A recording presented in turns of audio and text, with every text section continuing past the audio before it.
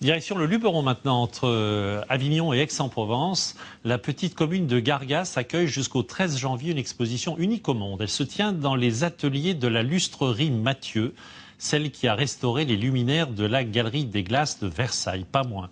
Les visiteurs peuvent découvrir de magnifiques lustres de toutes les époques, associés à des Bugatti qui n'avaient encore jamais été réunis. Reportage de Pascal Boulanger et Frédéric Milliard. C'est un lieu plein de magie, au cœur du Luberon. Une exposition à découvrir à la nuit tombée.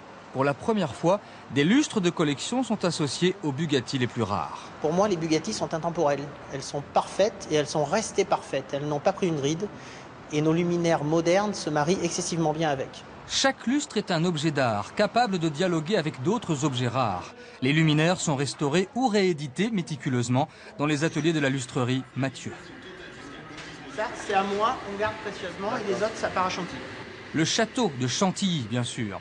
Ici, on travaille également pour Versailles, pour les opéras de Philadelphie et Monte-Carlo. Près des artisans, les visiteurs découvrent religieusement une symphonie de couleurs, de lumière et de matériaux nobles. Le cuir, le chrome, le bois précieux. C'est magnifique.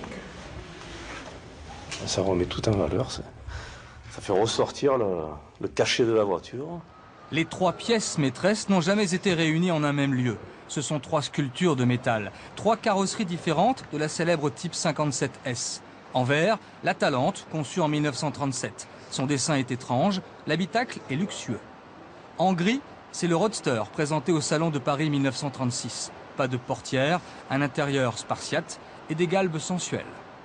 En bleu, l'Atlantique, avec ses crêtes et ses rivets apparents. Une invention du fils, Jean Bugatti. La passion d'Ettore Bugatti, c'est l'équitation, les fiacres, le cheval.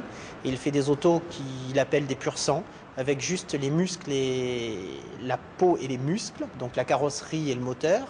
Alors que Jean Bugatti, son fils plus actuel, plus moderne, crée des voitures avec une vraie modernité de design, dans un esprit goutte d'eau et dans un esprit des grandes carrosseries françaises, des grands couturiers français de cette époque.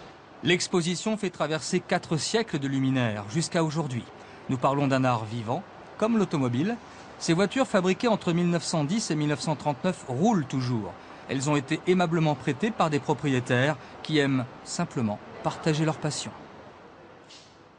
C'est donc à Gargas dans le Luberon jusqu'au 13 janvier.